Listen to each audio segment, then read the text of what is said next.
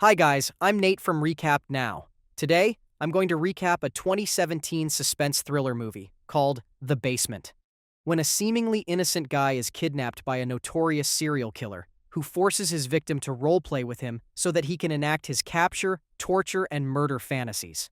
Let's find out the whole story, and will that guy be able to escape? Movie begins with the scene where Allison is chained to a chair in a dark cellar, her head etched with the Gemini zodiac sign. She screams for her life as an executioner wearing a Gemini shirt prepares to use a blowtorch to kill her. Later, a wealthy pianist, Craig Owen, plays the grand piano in the middle of the night after his wife, Kelly, requests that he purchase champagne. After kissing her farewell, Craig drives his sports car to the booze shop, where a van with a clown poster parked next to him. When Craig grabs a bottle of champagne and pays at the counter, he notices a newspaper story about the famed Gemini killer's sixth victim. Kelly's best friend, Bianca, sends him a provocative picture as he is smoking outside, asking about their affair for tomorrow. Craig, fearful of being caught, states he can't make it and immediately deletes her text. Craig is ready to enter his car when the van owner tases him unconscious and pulls him inside, forcing him to drop the bottle of champagne on the ground. Craig awakens moments later, bound on an armchair, when his mysterious captor appears from the corner prancing. He presents himself as Bailey the Clown and refers to his victim as Billy. The crazed man then plays carnival music and performs a show in front of Craig. When Craig refuses to participate in the clown's tricks, Bailey frowns. He slaps the musician after noticing he has been smoking, which he dislikes. As the clown strikes out, the puzzled musician wonders whether Bailey is a crazed admirer of his, stating that he does not recognize him at all. Bailey, on the other hand, insists that everyone recognizes him and pokes Craig in the nose. Craig, frustrated, curses his kidnapper, prompting Bailey to attack him again. Just as they're about to resume the clown's performance, the musician's phone rings. Craig rages as Bailey reads Kelly's name and address, threatening his abductor to keep away from his wife. When he curses again, the clown smacks him and cautions him. Despite his anguish, Craig claims he is not Billy, but the crazed man ignores him. When Craig demands an explanation for his abduction, Bailey confesses that, despite his smile, he is a lost soul. Bailey completes his performance and departs, having been reminded of the time. Craig, who is alone, shouts for aid as he tries to break free from his tie. Meanwhile, Kelly stares out the window of their home, as her husband has not returned. Moments later, as Craig attempts to cut the ropes with his teeth, he hears a police officer beating on the cellar door. Craig reacts with hope, but the officer continues to hold him at gunpoint despite the fact that he is handcuffed. As the musician describes his abduction, the officer orders him to turn off the blowtorch. Craig thinks the police believes he is the Gemini killer, so he introduces himself cautiously. Regardless, the officer phones his detective colleague and reads the suspect's rights, while pressing a revolver against his temple. Before heading upstairs to retrieve his colleague, the cop looks at Craig with contempt, condemning him for his wicked actions. Kelly then contacts her husband's phone, but Craig does not answer due to his restrictions, so she leaves a message for him. When the musician hears someone entering the cellar, he stops chewing his ropes. The detective addresses Craig as Billy and taunts him with his smoking. After seeing Kelly's missed calls on Craig's phone, the investigator suspects her of collaborating with the accused man. When Craig hears this, he threatens him, but the detective quickly aims his gun at him, revealing the Gemini tattoo on his arm. The investigator begins his interrogation by asking Craig where he was the night before, accusing him of throwing Allison, the Gemini killer's seventh victim, in the lake. Craig becomes enraged and insists about being untied, prompting the investigator to attack him. The police ignores his suspect's plea, demanding to know the location of the remaining 6 bodies. When Craig desperately protests, he has no idea, the investigator crushes a tooth out of him. Meanwhile, Kelly drives to the liquor store and asks the cashier about her husband, but Lauren finds nothing unusual. Instead, Kelly requests security footage from outside the business, but the cashier insists there are only cameras inside. Craig offers the detective money in a basement, but the determined officer declines. When the investigator names him Bill again, Craig understands he's in front of Bill, who has been addressing himself all night. Staying in character, the fictitious detective encourages Craig to tell where he allegedly hid the 6 bodies in order to reduce his sentence. With an idea in mind, the musician claims they're in a storage unit and persuades the insane man to accompany him there. Refusing to cooperate, Bill punches his victim again and requests the unit's address.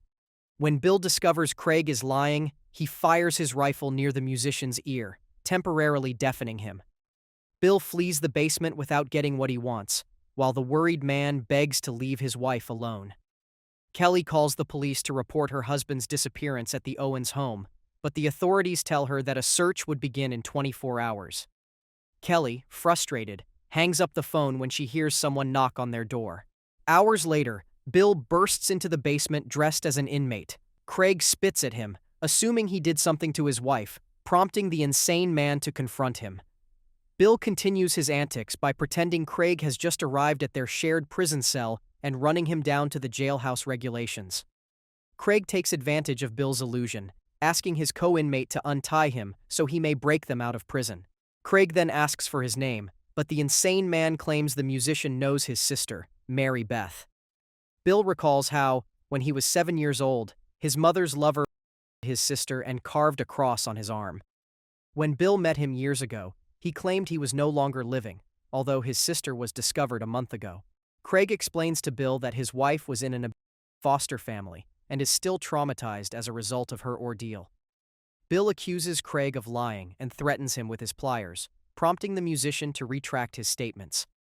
Nonetheless, the crazy criminal severes the musician's fingers, causing him to cry in anguish. Then, Bill hears soldiers approaching and flees out of the room. Meanwhile, Kelly brought her best friend Bianca over, unaware that she was having an affair with her missing husband. Bianca assures Craig that everything is great, but Kelly finds it weird that he has not phoned. In the basement, the tormented musician discovers Bill dressed as a doctor, who continues to identify him as Bill while reviewing his patient's description on a blank piece of paper. The false doctor claims he needs to stitch Craig's fingers back together, but reveals that the severed portions have already died. As Bill removes the patient's wedding ring from the severed hand, Craig insists on sewing it back because he is a guitarist. When Craig persuades the phony doctor to transport him to the hospital, Bill recalls his frequent visits to the emergency room when he was 12. His mother was imprisoned for stealing medications, so he and his sister were separated in a foster home. While Bill finishes patching Craig's open wound, he tries to cheer him up and hands him his calling card before departing. Meanwhile, Kelly tells Bianca that Craig has been cheating on her, and she believes her husband has rejoined with his hidden girlfriend. Bianca, caught off guard, refuses to trust her and expresses concern over her friend's accusation. Moments later, Bill, now a public attorney, enters the basement and draws a chair in front of his client. He gives the awful news to Craig, noting that because it is election season, the governor would not halt his death sentence, so his execution is set for 6 a.m. Trying to win his case, the musician insists on an insanity plea, but Bill stutters, arguing that no one believes he is nuts. Though similarly upset by the system, the attorney inquires about his client's last meal. Craig, on the other hand, speaks up about his troubled upbringing, which ended when one instructor saw potential in him and taught him to play guitar. During his band's swift surge to success, everything changed, and he was unable to produce songs like before, as he had also lost his path. Craig sympathizes with the crazy criminal's existential dilemma, claiming to understand his anguish and pleading with him to stop. Bill pauses for a while, then returns to his legal persona, asking Craig if he wants a cheeseburger as his last meal. Craig abandons hope and requests a 20-pound slow-roasted turkey, but Bill requests something easy, so the inmate opts for pizza. Before leaving, the attorney reminds his client that the governor may alter their mind at the last minute, which raises Craig's hopes. Kelly threatens to run over her husband's lover at his house, but Bianca urges on her leaving Craig alone. When Kelly refuses to concede her heinous idea, her companion pretends to grin. Much later, Craig notices Bill dressed as an elderly guy. When Bill sits in front of him, he pulls out a wired telephone from his pocket and speaks to him as if he were in a visitation booth. While the musician plays, he begs Bill's alleged father to assist him in getting out, but the elderly man points to the illusory glass between them and the prison guards. Craig then blames him for his bad childhood, recalling Bill's memory of Mary Beth's assault. Bill, enraged, slaps Craig with the phone and strangles the guitarist with the line, torturing him for failing to save his sister. When the old guy stops, Craig points out that he has broken through the illusory glass, compelling him to let him go. Unfortunately, Bill does not break character and departs. Kelly calls the hospital to see if her husband has been hospitalized, but no one claims to have him. Meanwhile, Craig looks warily at the crazed man, who is now costumed as a lady. Bill, impersonating his mother, takes a young Bill's drawing from a purse while the musician performs along. Then Bill takes a smoke, so Craig requests some. After giving him a puff, Bill vividly recalls his mother's hopes for their family, while the musician reassures him completely. When the abductor, pretending to be his mother, promises to go, he hugs Craig, the said son, for the last time, despite the fake barrier. Taking advantage of Bill's fragility, the musician begs him to save him, so the mother persona slips him a nail file before departing. Craig, left alone, severs the cords with a nail file before his captor arrives. Meanwhile, Kelly begs Bianca to call her husband from her phone, which she does. Kelly questions why she has Craig's phone number, to which Bianca responds that they are all friends. Craig stops filing in the basement when Bill returns as a prison guard and covers his mouth with duct tape. Bill then sits to watch the detainee while waiting for his last meal, mentioning that he used to work as a pizza delivery boy. The doorbell rings, and the cruel man retreats upstairs to retrieve it. They hear Craig's muffled screams while paying the delivery boy, so Bill pretends he's playing a role with his wife. Craig conceals the nail file once more in the basement, while Bill offers him beer and pizza. After removing his duct tape, the insane man feeds Craig and compliments the doctor's job on his amputated fingers. Craig discovers Bill's tattoo half an hour before 6 a.m. as the guard gathers food to prepare for the execution. He discovers that the twin is represented by the Gemini sign. Meanwhile, Kelly asks Bianca where she went last Thursday night while they drink the drink she prepared.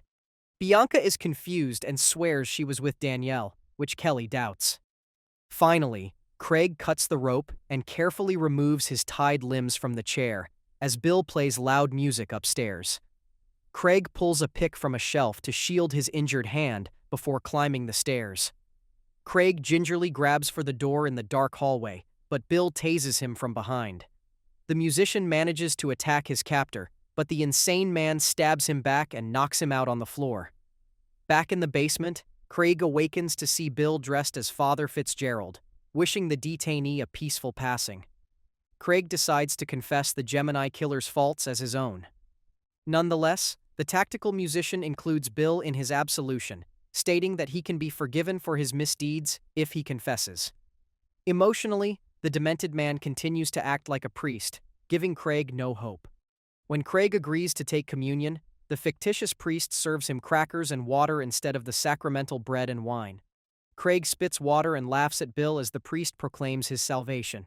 The insane man wipes his face patiently and carves the Gemini symbol on Craig's forehead while praying over him. Meanwhile, Bianca is unconscious at Kelly's place after a friend d***ed her earlier. As 6 a.m. approaches, the Gemini killer dressed as an executioner and handed Craig Bill's mother's cross necklace. Craig, bawling, requests that he leave a message for his wife, so Bill installs a recording phone on his desk and repeatedly tells Kelly that he loves her. When Bill sees the clock strike 6, he gets up and prepares the blowtorch, causing Craig to thrash in his seat. After killing his 8th victim, Bill looks at the scene in despair. Much later, Kelly intentionally invites Bill, dressed as a police officer, into her home. The insane man informs Kelly that he is finished with her husband, so Kelly refers to Bianca and asks him to take out the trash. A month ago, Bill and his twin sister Kelly reconnected. The brother ate his twin sister's cookies in her kitchen, with whom he had reconnected after years apart. Kelly unexpectedly brought up the Gemini killer after asking about his acting. Bill, surprised, denied being the infamous criminal, but his sister stared at him, enthralled by his crime. Kelly then urged her brother to kill her adulterous husband. Burdened by their mutual trauma, the twins embrace, later certifying the musician's death. Please do hit that like button if you enjoyed the recap. Don't forget to subscribe and ring the notification bell for more movie recaps. Stay tuned for our next cinematic adventure, and until then, happy watching.